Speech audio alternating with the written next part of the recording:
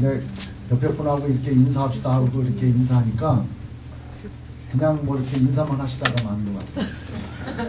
다시 한번 인사할게요. 악수하시면서 예수님 부활하셨습니다. 예수님 부활하셨습니다. 예수님 부활하셨습니다. 반가운 분도 오셨고 여러분 예수님 부활하신 게 믿어지십니까? 네. 예수님의 부활이 나의 부활로 믿어지십니까? 네. 여러분 그 예수님의 그 부활하심이 오늘 우리 삶 가운데 정말 적용이 되어야 되고 예수님의 부활하심이 우리 가운데 희망과 기쁨이 되어야 되는 줄 믿습니다. 네. 예수님 부활하신 이 부활절날, 이 부활절을 기념해서 우리가 지키는데 예수님 부활하심이 나하고 전혀 상관없는 것 같고 이게 막연한 그 옛날에 부활하셨지 이렇게만 생각되어진다면 이 부활절은 우리는 아무 소망이 없는 것입니다. 믿지 않는 사람과 똑같은 거예요. 그러나 우리가 부활절 오늘 이스터를 맞이해서 우리 마음 가운데 희망이 생기고 다시 한번 소망이 생기고 다시 한번 정말 힘받아서 우리가 세상을 살 수 있는 것은 주님 부활하심이 바로 나의 부활하심이기 때문에 그렇습니다. 네. 네. 소망이 있다, 희망이 있다. 이게 참 귀한 말씀인 것 같아요. 우리 마음 가운데 소망이 생긴다, 희망이 생긴다라는 것은 참 좋은 것 같아요. 그래서 저는 오늘 그 말씀 제목에 부활이 주는 소망입니다. 이렇게 이제 했는데 우리 요한복음 11장 25절 26절의 말씀 한번 보겠습니다. 앞에 있는 건 참고하시고 다 성경을 찾아야 되겠죠. 요한복음 11장 25절 26절 말씀 찾으셨으면 우리 한 목소리로 다 같이 읽도록 하겠습니다. 시작. 예수께서 가라사대 나는 부활이요 생명이니 나를 믿는 자는 죽어도 살겠고 무릇 살아서 나를 믿는 자는 영원히 죽지 아니하리니 이것을 내가 믿느냐. 아멘. 군에 입대하는 우리 군에 입대하는 사람들은 만약에 군에 입대해 그래서 전쟁터에 가. 근데 그것으로 끝이 난다면은 정말 아무 희망이나 소망이 없을 거예요. 그죠? 그러나 군에 입대하는 분이 이 신병 흘려서 딱 들어가는 날 내가 2년만 참으면 나온다라고 하는 소망이 있기 때문에 그 군대 생활 힘든 과정을 참을 수가 있다는 거죠. 어저께 문득 그 소망이라는 단어와 희망이라는 단어가 어떤 차이가 있는가 한번 찾아봤어요. 그 소망은 뭐고 희망은 뭘까 찾아보니까 국어사전에는 거의 이렇게 비슷하게 나와요. 근데 여러 군데로 그냥 막 찾아보고 사실 인터넷 웹사이트도 막 뒤져봤어요. 막 찾아보니까 소망과 희망은 약간의 차이가 있는 것 같아요. 그래서 사전에 뭐라고 내냐 하니까 희망이라고 하는 것은 앞미래 어떤 기대를 가지고 바라는 것. 그러니까 앞으로 잘 될 수 있는 그런 가능성을 가지고 있는 것을 바라보는 것을 희망이라 하고 소망이다 하는 것은 어떤 일을 바라는 것. 그러니까 뭐 대충 비슷한 것 같아요. 근데 이 희망은 뭐냐면 앞으로 되어질 일들을 내가 믿음 없이 내 욕심을 가지고 이렇게 바라는 게 희망인 거예요. 그러니까 희망을 바라다 안 될 수도 있어요. 그죠? 따라서 희망의 반대는 무슨 말이냐면 절망인 거예요.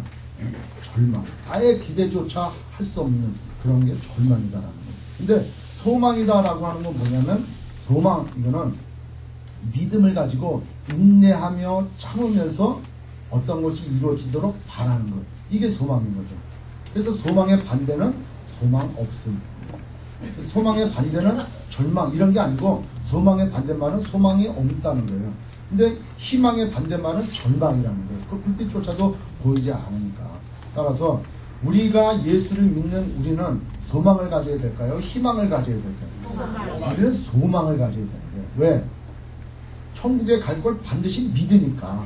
그 믿음 가운데 우리는 우리의 신앙생활 가운데 힘들고 어려운 것들을 하나하나 참으며 견디며 인내하며 갈 수 있다라는 것이죠. 여러분 최근에 자살 사고가 이렇게 많이 나요. 특별히 한국에 우리 중학생, 고등학생 아이들 이렇게 보면은 얼마나 마음이 어려운지 몰라요. 학교에 가서 그 연약함 때문에 또 성격적으로 여러 가지 적극적이지 못하기 때문에 많은 아이들에게 왕따를 당하고 따돌림을 당하고 그래서 조금 힘이 센 애들, 좀 성격이 좀 그런 괴팍한 애들한테 붙들려서 그런 아이들을 일진이라고 하더라고요. 일진. 일진이 돼가지고 밑에 애들 들어오면 참 돈을 뜯고 괴롭히고 그 지난번에 그 중학생 자살한 거 봐요. 그 집에까지 찾아와가지고 얼마나 못 살게 그래. 확 때리고 그 다음에 뭐 물속에다가 막 담그기도 하고 그거 내용을 쭉 보면서 걔에게는 정말 희망이 안 보이는 거예요. 이걸 살아갈 수가 없는 거예요. 예? 걔한테 무슨 희망이 있겠습니까? 걔한테는 절망밖에 없는 거예요. 학교를 가도 집에 도착하면 걔네들이 초인종 누르고 와. 예? 두세 명씩 와가지고 그렇게 못살게 굴고 때리고 두드러 패고 가진 학대를 다 하는 거예요. 그걸 누구한테 말도 못해. 말을 하면은 더 큰 보복을 받기 때문에 말도 못하는 거예요. 걔가 선택할 수 있는 것은 죽음밖에 없었다는 거예요. 얼마나 안타까운지 몰라요. 이 자살의 원인들을 이렇게 보면은 내가 살아가는 데 있어서 내 문제 그거 해결점이 찾지 않을 때 해결하는 게 소망도 없고 희망도 끊어졌을 때 택하는 것이 그러한 자살로 택해진다는 거죠. 여러분 우리 삶 가운데도 그렇습니다. 우리 삶 가운데도 미국 이민 생활이 얼마나 힘드니까 자녀들 바람도 그렇게 열심히 키워놓고 열심히 기도하고 열심히 서포트했는데 자녀들 훌떡 떠나버리고 공부 잘하고 있는 줄 알고 대학 보내놨는데 대학 보고 엉뚱한 짓 해. 그리고 들었을 때 막막한 거예요. 남편은 또 지지리 또 말도 안 들어. 그러니까 속은 속대로 새기고 맨날 그냥 신앙생활 한다고 나가가지고 딴짓하고 돌아다녀. 그럼 마음이 아픈 거예요. 해결할 방법이 없어. 그렇다고 비즈니스가 갈 때 비즈니스도 안 돼요. 요새 경기 침체는 얼마나 마음이 어렵냐. 그러니까 남편은 남편대로 속을 세게 애는 애대로 그려 집에 와서 이러는 것도 없어. 그래 또 40대 중후반 넘어가지고 갱년기 들어 몸 아파. 외로운 마음이 생기고 정말 뭔 살맛이 있겠냐. 무슨 살맛이 있겠어요. 그러나 오늘 부활절을 맞이해서 부활의 주님을 만남으로 우리 마음 가운데 다시 한번 소망하고 소망을 가지고 힘차게 살아나가시는 저와 여러분이 되시길 바라겠습니다. 인간은 살아가면서 어떤 절망적인 그런 환경에 처했을 때는 뭔가 희망을 찾으려고 노력을 해요. 그래서 위대한 그 학자들은 이렇게 얘기를 합니다.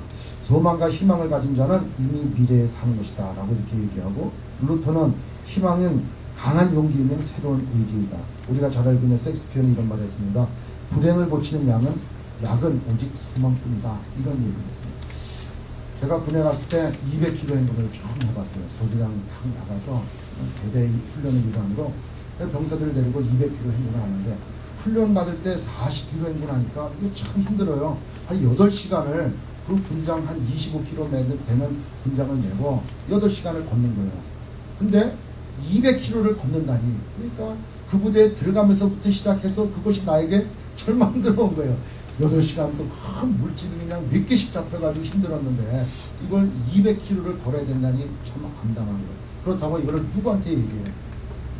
그래서 어느 날 이제 훈련을 다 끝나고 마지막 훈련의 끝마무리가 200km예요. 3박 4일 동안 걸어가는데 잠 안 자고 걸어갑니다. 걸어가고, 근데 이 걸어가면서 참을 수 있고 3박 4일 동안 또 한 끼는 또 밥을 안 먹어. 그러고 걸어가는데 유일한 우리의 희망과 소망이 되는 것은 도착하는 날 부대 위병소 앞에서 부대 군악대가 나와가지고 우리를 환영한다는 거예요. 그리고 많은 가족들이 나와서 꽃다발을 준비하고, 그 다음에 큰 다라에다가 막걸리, 그냥 시원한 막걸리에다가 두부하고 김치를 놔두고 기다린다는 거예요. 이야, 3박 4일만 참으면 우리는 들어간다. 이런 소망이 있으니까 그 200km 행군을 걷지. 그렇지 않습니까? 조선팔도 다 돌아다녀도 끝이 없다 이런다면 누가 걸냐고. 도중에 그냥 뛰어나가 버리지. 근데 그걸 가는 거예요. 아닌 게 아니라 3박 4일 마지막 날 부대 앞에 한 30분 거리 내에서 다 복장을 갖춰요. 얼마나 다리가 아파요. 그래서 밤마다 우리 제가 데리고 있는 병사들 힘들지 않으려고 휘파람을 불어가면서 잠을 깨우고, 또 잠깐 10분간 휴식할 때 돌아다녀보고 격려하고, 야 얼마 안 남았다, 조금만 걸으면 된다, 이렇게 격려할 수 있는 것은 도착할 수 있기 때문에 그러는 거예요. 아멘? 30분 남겨놓고 복장을 딱 챙기고 저 멀리 부대 앞에 보이는데 그냥 군악대가 막 신나게 연주를 해주는 거예요. 막 빰빠라빰빰 하고, 가족들이 그냥 부대 있고 저 앞에까지 나와가지고 두 줄로 서고, 그 다음에 환자로 또 행군에 참여하지 못한 병사들 쫙 서가지고 막 박수를 치는 거예요. 그러니까 지역에 있는 동네 사람들이 다 나와가지고 무슨 일이 있는가 보잖아요. 그러니까 다들 다리가, 그 전까지는 막 다리를 끌고 막 애를 먹였던 그런 아이들이 그 물 앞에 딱 보니까 아주 정상적으로 되는 거예요. 그게 어디 있어요? 그냥 막 딱 하는 거예요. 그러고 거기를 통과하는 거예요. 그래서 저는 예수 믿고 난 다음에 그 생각을 해봤어요. 야, 우리가 천국 갈 때, 천국 문 앞에 딱 들어갈 때 천군 천사들이 이렇게 완성할 거예요. 주님께서 그 앞에서 딱 손 걸치고 이야 수고하고 잘 왔다. 너희들 얼마나 고생했느냐 이렇게 기뻐 맞이하실 줄 믿습니다. 그게 우리의 소망이라는 거예요. 아멘. 만약에 그런 것이 없다면 우리 인생은 절망과 낙담과 아무 기대할 수 있는 게 아무것도 없다는 거예요. 오늘 이 부활의 아침에 그러한 소망 가운데 다시 한번 결단하는 저와 여러분이 되시길 바라고요. 이 희망이라는 게 이게 잘못 풀려지면은 이 유혹이 돼버려요. 어떤 유혹이 되느냐? 이 희망과 소망을 주님께 두지 않고 이 땅 가운데 둬버리면은 이것이 유혹이 되는 거예요. 예를 들어서 도박이 그래요. 도박이. 야, 이거 가서 한 번만 잘하면은 이거 큰 돈 벌 수가 있는데. 그리고 지금 모든 재정적인 문제 한 방이면 다 끝내. 그죠? 그런 희망이 딱 보이니까 내 발걸음은 어느덧 도박장에 가 있는 거예요. 그리고 땡기고 있는 거예요. 또 가고 있는 거예요. 그러다가 그 문을 나올 때는 내가 다시는 안 하라. 내가 헛된 욕심을 품었지. 그러다가 또 하나 싹 찾아오는 거예요. 돈이 얼마나 딱 생기면 또 희망이 생기는 거예요. 이야, 이거 이렇게 해서 인생이 망가집니다. 잘못된 희망은 세상적인 것 가지고 희망을 걸어버리면은 그 인생은 그것이 불행이 되는 거예요. 내가 죽어야 된다. 지금 무슨 말씀 하시는 거예요? 지금 뭐 다 될 것 같은데 왜 갑자기 죽음 얘기를 하십니까? 베드로도 그래요. 주님 절대 그러지 않을 겁니다. 제가 다 커버할 겁니다. 이렇게 막 용기를 해도 아니라는 거예요. 주님은 죽으셔야 된다는 거예요. 죽으셔야 된다는 거예요. 아니 그렇게 희망을 가지고 소망을 가졌던 그들에게 주님은 죽어야 된다라고 말씀하실 때 그 중에 가룟 유다는 그 주님께서 죽어야 된다라고 하는 그 가운데 희망이 절망으로 빠져버려 나중에는 주님을 팔아버리는 그런 일까지 나타나요. 그런데 말씀처럼 주님께서 로마 군병에게 붙잡혀 가서 십자가에 달려 돌아가셨어요. 그 주님을 따라다니면서 희망을 가졌던 그 많은 이스라엘 백성들, 제자들, 그 특별히 제자들 마음 가운데 어떤 마음이 생깁니다. 희망이 절망이 되는 거예요. 희망이 절망이 됐어요. 아무 기대할 게 없는 거예요. 그러나 주님께서 그 제자들에게 뭐라고 얘기했냐? 내가 다시 살아날 것이다. 3일 후에 내가 다시 살아날 것이다. 그러나 제자들 마음 가운데 생각 가운데는 그 부활이라고 하는 생각이 절대 들어오질 않아요. 여러분 부활이 믿겨지냐 하는 거예요. 부활이 믿겨지지 않아요. 지금도 믿지 않는 사람들에 갖고 예수님 부활하셨다. 우리도 죽으면 부활한다. 생명으로 부활한다. 이런 것이 믿겨지냐 하는 거예요. 그러나 부활은 있다라는 것이죠. 아멘. 거기에 그런 예화가 생각이 나요. 그 배춧잎을 갉아먹는 애벌레가 살아있죠. 애벌레가 살다가 배춧잎을 먹다가 이제 추운 겨울날 돼가지고 자기 스스로가 실을 꼽아가지고 자기를 감싸. 사람들이 볼 때 그 배추 잎사귀를 갉아먹는 애벌레는 이제 끝난 거예요. 죽은 것 같아. 근데 봄이 오고 날씨가 풀려지자 그 안에서 뭔가 꿈틀거려. 그리고 펼쳐지고 나오는 거예요. 나오면서 그 보기 흉했던 애벌레에서 아주 아름다운 무늬의 나비가 탄생하는 거예요.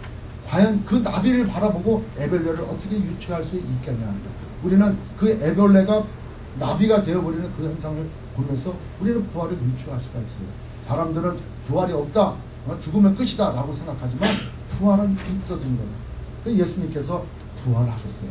사흘째 되는 아침날, 이 부활절 아침날 마리아와 또 막달레 마리아 그리고 많은 그 수종 들었던 여자들이 예수님 무덤에 가서 이제 향유를 더 뿌리자 이런 마음을 가지고 예수님 무덤가로 올라갔습니다. 올라갔는데 갑자기 무덤 가까이 갔을 때 막 기둥이 나고 땅이 흔들리면서 그 무덤을 가로막고 있었던 큰 독을 가로막고 있던 그 돌문이 열리는 거예요. 그 무슨 일이 발생했는가 하고 그냥 가봤어요. 문이 확 열려 있으면서 안에 무슨 일이 일어난 것 같아요. 그 안에를 들여다보니까 누워 계셔야 될 주님이 안 계신 거예요. 그때 갑자기 천사가 나타나서 주님이 부활하셨다. 말씀대로 부활하셔서 너희들에게 말씀하신 대로 먼저 갈릴리에 가신다. 이렇게 말씀하셨어요. 그러니까 그냥 놀래가지고 갑자기 뛰어가는 거예요. 가고 베드로하고 요한의 제자를 불러갖고 지금 무덤에 주님이 부활하셔가지고 안 계신다고. 그때까지도 부활을 못 느끼는 거예요. 그러니까 베드로와 요한 제자들이 그냥 허겁지겁 달려갑니다. 무덤으로 막 달려가요. 근데 요한은 무덤에 못 들어가. 이게 마음이 들지 못해. 그러니까 베드로는 우리가 알고 있는 그 진짜 베드로 형님은 그냥 확 들어가는 거야. 그다음에 딱 들어가 보니까 세마포가 데껴 있고 누워 계시던 그 자리에 주님이 오는 거죠. 그래서 주님이 부활하셨다라고 하는 막연한 생각을 가지고 돌아가는 거예요. 그런데 마리아는 그곳에 남아서 다시 울고 있을 때 그 누군가가 뒤에 나타나요. 그래서 주님은 동산직인 줄 알고 주께서 근데 주 무덤을 저 시신을 가져갔다면 어디에 놔든지 돌려달라고. 그렇게 부활한 걸 알면서도 믿어지지가 않는 거예요. 그때 주님께서 마리아야 이렇게 얘기해요. 내가 부활했다고 주님 말씀하시다. 가가지고 제자들에게 가서 막 그 온통 모여있는 제자들, 그 제자들이 왜 모여있어요? 주님 돌아가시고 난 다음에 그 유대 군병들이 얼마나 잡으라고 다녔냐. 그 가운데 다 모여있을 때 가서 주님 부활하셨다고 할 때 그 가운데 주님이 시원하고 나타나시는 거예요. 뭐라고 첫마디 하십니까? 평강이 있을지어다. 평강이 있을지어다. 이런 말씀을 하세요. 그리고 주님 부활하시는 거예요. 그때 여러분 누가복음 24장 41절 한번 찾아보세요. 누가복음 24장 41절.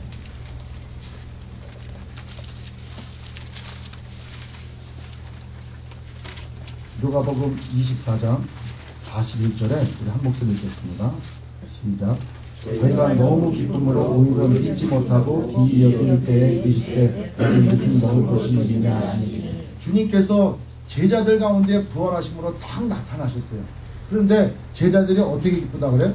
너무 기쁜 나머지 이상하게 기이하게 여겼다는 거예요. 여러분 너무 기쁜 거예요. 오늘 부활의 아침을 맞이하면서 부활의 주님을 우리가 만나면서 우리 마음 가운데 그 표현이 어떻게 돼? 너무 기쁨이 차고 넘쳐야 되는 거예요. 우리는 부활하신 주님을 생각할 때마다 감격과 감동의 눈물이 있어야 돼요.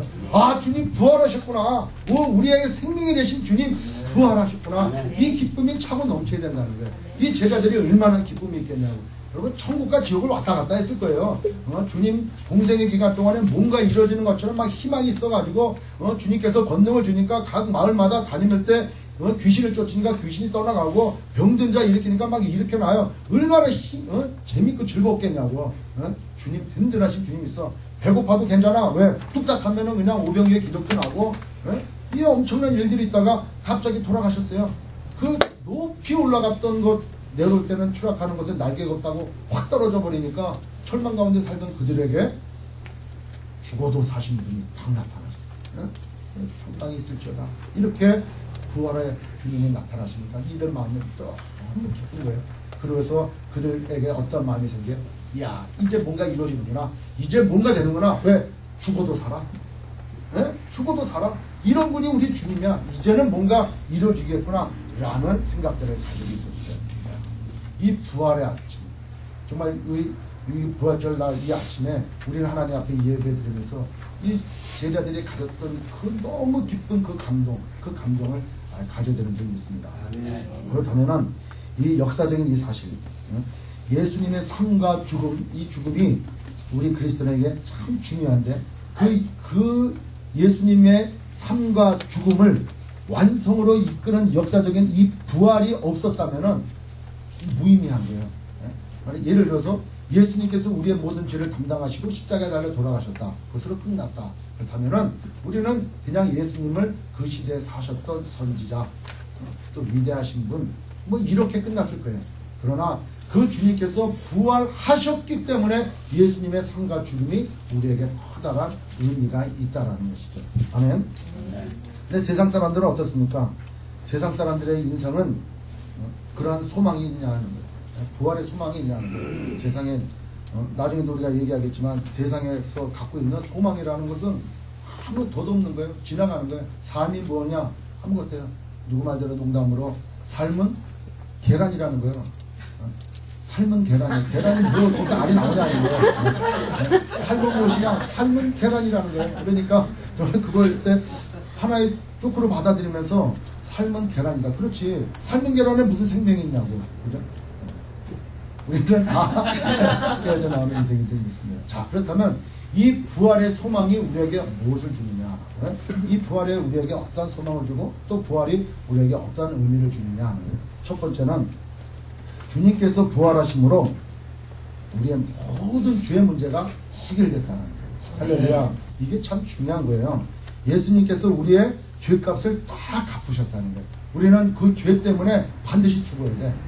죄의 삭은 사망이야. 죄 지으면 다 죽어야 된다는 거예요. 근데 예수님께서 십자가에 달려 돌아가심으로 우리의 죄 문제가 해결됐잖아요. 근데 돌아가심으로 죄 문제가 해결된 게 아니고 돌아가심으로 3일 만에 부활하셨기 때문에 우리의 죄 문제가 해결된 거예요. 자, 예를 들어서 예를 드는 게 아니고 구약 말씀에 보면은 구약의 대제사장은 1년에 1차씩 지성소에 들어가서 이스라엘 모든 죄를 대속하는 그 대속죄를 지낸단 말이죠. 그래서 거기에 들어갈 때 흠없고 점없는 그러한 그 제물을 다 준비하고 또 제사장 본인도 그 지성소에 들어가기에 부족함이 없도록 모든 죄를 사할 수 있도록 자기를 위해서 또 번제를 위해 속죄 제물을 드린단 말이에요. 그렇게 해서 그 지성소에 들어가요. 지성소는 하나님이 계시는 곳, 하나님의 임재가 있는 곳이다. 따라서 거룩지 못한 사람이 들어가면 죽어 나오는 거예요. 그래서 그 지성소에 들어가는 대제사장에게 방울을 달아, 끈을 달고, 그래서 그가 움직일 때마다 방울 소리가 딸랑딸랑 나면은 밖에 있는 사람들은 제사장이나 밖에 있는 사람들은 아직 살아 계시구나 이렇게 알 수가 있어요. 그런데 어느 순간에 방울 소리가 들리지 않아. 그는 그 죄로 인해서 그 죽게 되는 거예요. 그때는 끈을 잡아당겨가지고 그 제사장 시신을 꺼낸다는 거예요. 근데 그 대제사장이 지성소에 들어가서 모든 사람들의 죄를 다 지었고 그 피를 가지고 들어서 제단에 뿔에다가 피를 바르고 제사를 지려고 나오면은 살아서 나오면은 그 죄를 속한 모든 일들을 주님이 받으셨다는 거예요. 하나님이 받으셨다는 거예요. 그래서 살아나올 수가 있는 거예요. 아멘. 자, 예수님은 우리의 대제사장이시다. 우리의 모든 죄를 담당하셨던 또한 어린 양의 또 제물이다라는 거예요. 따라서 예수님께서 우리의 모든 죄를 담당하시고 십자가에 그 죄값으로 죽으셨어. 그리고 피를 흘리셨단 말이에요. 그 피가 하늘 지성소 제단에 뿌려짐으로 우리의 모든 죄가 사함 받은 거를 예수님이 살아나심으로 확증됐다는 거예요. 그 우리의 모든 죄를 하나님이 받으셨다는 거예요. 그래서 주님의 그 부활이 우리에게 소망이 되는 거예요. 내가 이 죄 문제 때문에 내가 그 십자가에 달려 죽어야 되는데 내가 그렇게 고난받아야 되고 내 죄가 얼마나 끔찍하고 내 죄가 내 스스로가 절대로 씻을 수 없는 그런 죄였는데 하나님께서 예수님을 이 땅에 보내주시고 그분이 우리의 모든 죄를 가지고 십자가에 죽으셨다. 그 죽으신 그 제물대에서 죽으신 그 대속한 것을 하나님이 받으셨다라는 것. 이게 우리에게 얼마나 소망이 되냐 하는 것이죠. 그래서 우리는 이제 인생에 있어서 확실한 의미와 이제 목표를 가지고 살아야 돼요. 이제는 죄의 종로로 떼서 살아가는 것이 아니고 마귀의 종로로 떼서 살아가는 것이 아니고 이제는 하늘의 소망을 가지고 우리는 살아가야 된다는 것입니다. 세상은 삶이 뭐 무슨 의미가 있느냐 이런 생각도 하는 경우도 많아요.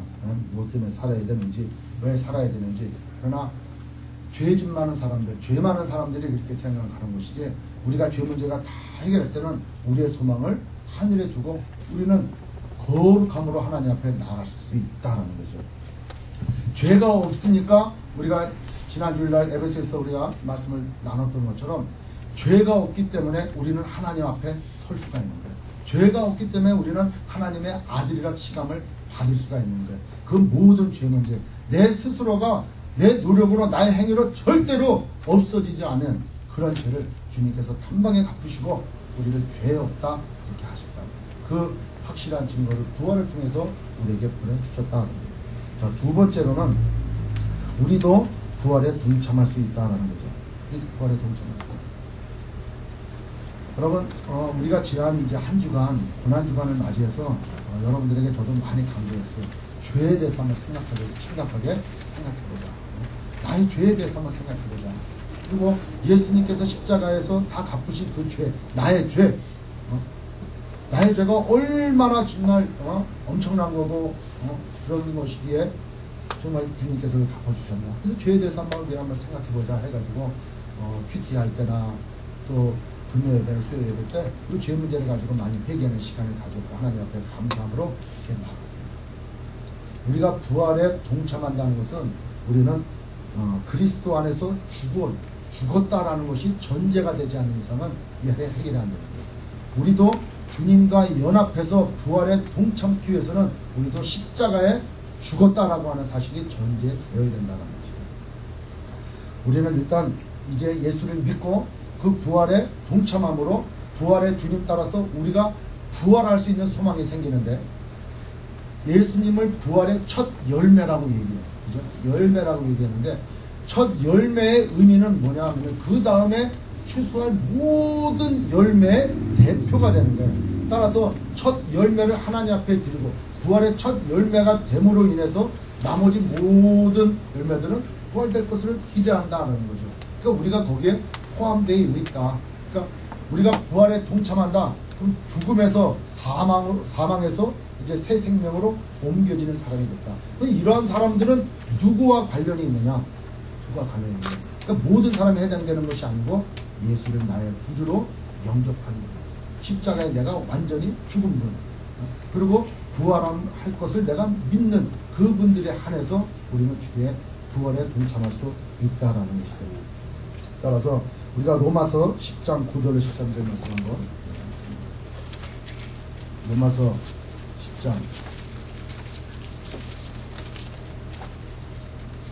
10장 9절로 11절 말씀 한번 같이 읽겠습니다.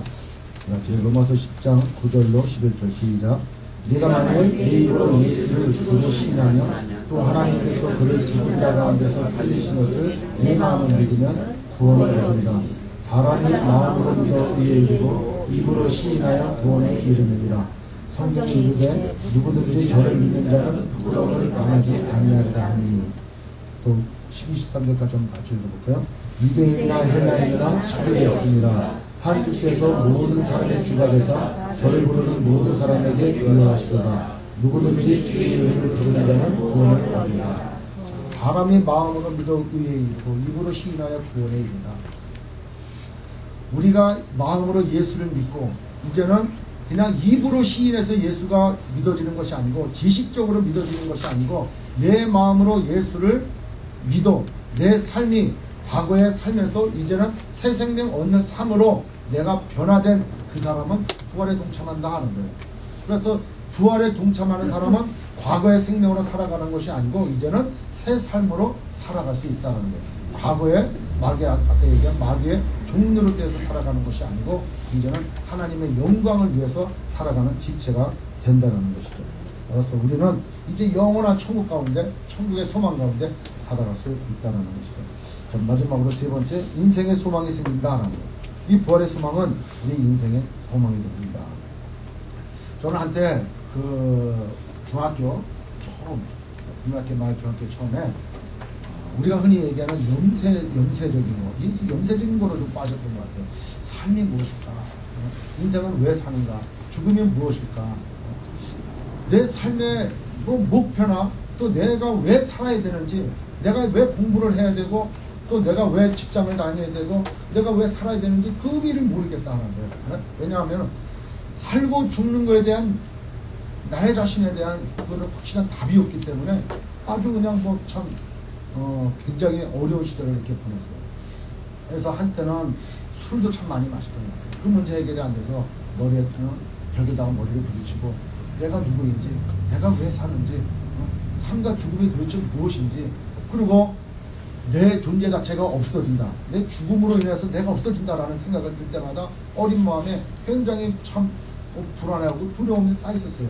그래서 죽음 그러면은 야, 이거 나한테는 안 찾아오겠지. 그러나 문득 나이가 한 살 한 살 먹을 때마다 또 내 주변에서 어른들이 돌아가심으로 인해서 그것이 자꾸 생각이 되라는 거예요. 그래서 우리도 그러지 않습니까? 장례식에 참여하면 그걸 안단 말이에요. 아유, 내가 남은 삶 잘 살아야지, 이렇게 살지 말아야지. 이렇게 우리는 장례식에 갈 때 나의 삶을 뒤돌아보고 또 그 장례식을 떠나서 그냥 평상시에 우리의 삶을 돌아가면은 그냥 또 잊어버리고 산다는 거죠. 인생은 정말 덧없는 거예요. 그래서 세상 사람들은 사는 게 뭐냐? 아무것도 아니라는 거예요. 그냥 인생 왔다가 그냥 가는 거지 뭐 있냐? 그러니까 이왕 사는 거, 한평생 사는 거 그냥 대충 살고 신나게 먹고 놀다 살고 이렇게 살다가 하는 거예요. 저 샌디에고에 있을 때 어느 마켓에 가고 어느 분을 전도했어요. 오늘 밤 이 세상을 떠나시면 천국 갈 확신이 있으십니까? 에이, 선생님 무슨 천국이 어디 있어요? 사람은 죽으면은 뭐 조그만 메모리칩 같은 거에 모든 게 다 들어간다는 거예요. 하여튼 뭐 조그만 게 들어가고 벌써 그냥 끝나버리는 거지. 무슨 천국이 있고 무슨 영혼이 있냐고 죽으면 끝나는 거지. 그분한테 여러 가지 얘기라도 딱 닫혀있는 그분의 마음을 열 수가 없겠더라고요. 세상 사람은 인생을 그렇게 생각한다.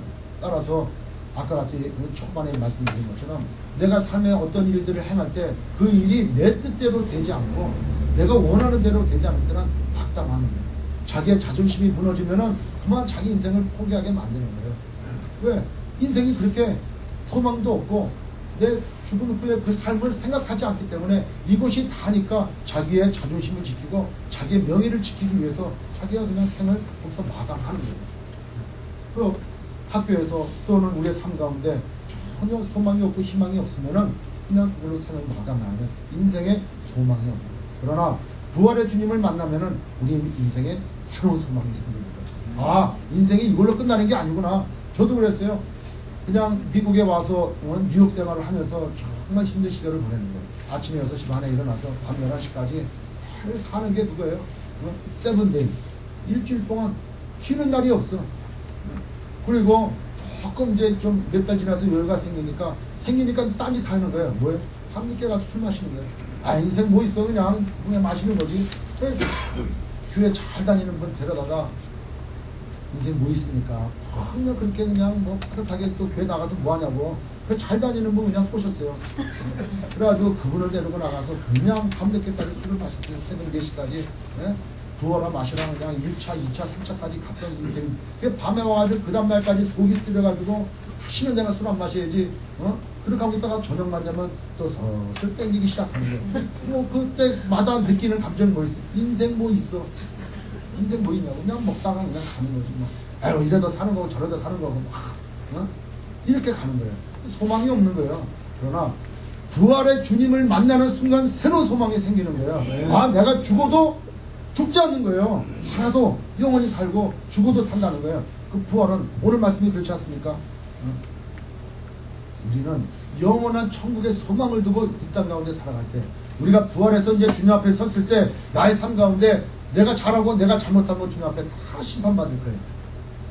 그 살아계신 주님 앞에 그 소망을 가지고 내가 살아갈 때는 이제는 과거에 세상이 나를 묶었던 그런 염세적인 것들, 그 다음에 세상에 나를 끌어놨던 자존심 문제, 여러 가지 문제들을 이제 다 떨치고 우리는 새로운 소망 가지고 우리 이 땅 가운데 살아갈 수 있는 거죠. 부활의 소망은 사람을 살린다. 부활의 소망은 새 생명을 주는 거예요. 새 힘을 주는 거예요. 새 능력을 주는 거예요. 우리는 부활한 사람이기 때문에 이 땅 가운데 소망 두고 살아가지 않는 사람입니다. 아멘. 이 땅의 가치관을 두고 살아가는 게 아니라는 것이죠. 우리는 하늘에 천국 소망을 두고 그렇게 살아간다라는 것이죠. 오늘 우리 부활하신 주님을 만나면서 우리 마음 가운데 그러면은 나는 부활의 증인으로 어떤 삶을 살아가야 될까? 이렇게 한번 좀 생각해 봤으면 좋겠어요. 우리 소명교회는 이 부활의 증인으로 삶을 살아야 되고 부활의 증인으로 삶을 살아야 될 그런 믿음의 사람들이 모여서 만들어진 교회 좀 있습니다. 그래서 우리가 올해 8월 5일날 인도 미전이론도 개척 선교를 왜? 그곳에 우리의 부활의 증인으로서 그들을 주님 앞으로 초대하는 거죠. 또한 우리의 삶 가운데서도 아까 우리가 기도하신 우리 집사님 말씀처럼 우리 한 명을 구하는 거예요. 왜? 주님 부활하셨다는 거예요. 우리 죄를 다 사해 주셨다는 거예요. 우리는 그냥 죽음으로 가는 것이 아니고 우리는 죽어도 이제 사는 그런 영원한 천국이 있기, 여러분 그 천국으로 가자고 우리가 한 영혼들에게 부활의 증인으로 삶을 살아야 된다는 것이죠. 아멘. 그래서 부활의 증인으로 살아갈 때는 어떤 삶을 살느냐? 이 부활의 증인된 사람들은 사도행전 1장 21절로 22절에 보면은 12제자 중에서 가룟유다가 빠진 그 한 자리에 이제 한 명을 채우는 겁니다. 그래서 그때 베드로가 그 한 명의 그 누락된 그 인원을 채워날 때 그 자격 조건을 얘기해요. 어떤 조건 얘기하냐 하니까, 이러므로 요한의 세례로부터 우리 가운데 올려 가신 날까지 주 예수께서 우리 가운데 출입하실 때 항상 우리와 함께 다니던 사람 중에 하나를 세워 우리로 더불어 예수의 부활하심을 증거할 사람이 되게 하여 하리라. 주님과 같이 갔던 사람, 주님 요한 세례 받을 때부터 늘 주님 말씀하실 때 같이 있었고 주님 또 사역하실 때 같이 있었던 사람 중에 한 사람을 택하자. 그러니까 대상자가 2명이 나와가지고 한 명을 선택했다. 그 어떤 사람이 되기 위해서? 부활의 증인이 되기 위해서. 그렇다면 우리는 예수를 믿는 그 예수를 나의 구세주로 영접하고 이제 나는 하나님의 자녀 됐다라고 성령을 받은 이후로부터 늘 주님과 동행하는 우리의 삶은 부활의 증인의 삶을 살아갈 수 있다는 거예요. 아멘. 우리는 우리의 입술을 열어서 주님 부활하셨습니다. 아까 말씀드렸죠. 주님 부활하셨다. 죄값을 다 갚았다. 이제는 우리가 세상의 마귀의 종도로 타지 않고 살아도 우리는 된다. 우리는 하나님의 자녀였었다 보니까 이걸 알려주는 부활의 증인된 삶을 살아야 된다라는 거예요. 두 번째는 이제는 세상에 썩어질 그런 것에 종로를 타지 말고 영원한 천국을 바라보면서 살아야 된다. 나의 정체성이 뭐고 나는 누구고 내가 무엇을 위해 살아야 되는지를 우리는 명확히 아는 그런 부활의 증인으로서 우리는 이 땅에 천국의 소망을 가지고 오늘도 기쁨으로 나가며 살아야 될 줄 믿습니다. 그래서 여러분들 다시 한번 옆에 분들하고 인사 나누세요. 예수님 부활하셨습니다. 예수님 부활하셨습니다. 예수님 부활하셨습니다. 그럼 부활신앙은 우리 기독교의 핵심이고 신앙의 초석이며 변화된 삶의 원동력이 되는 것입니다. 어떤 슬픔과 어떤 실망과 어떤 낙담, 부활의 소망 앞에 다 떠나져 가는 것이죠. 우리는 매일매일의 삶이 부활의 증인될 삶으로 기쁨과 즐거움으로 하나님 앞에 영광 돌리는 그런 삶을 살아야 될 줄 믿습니다.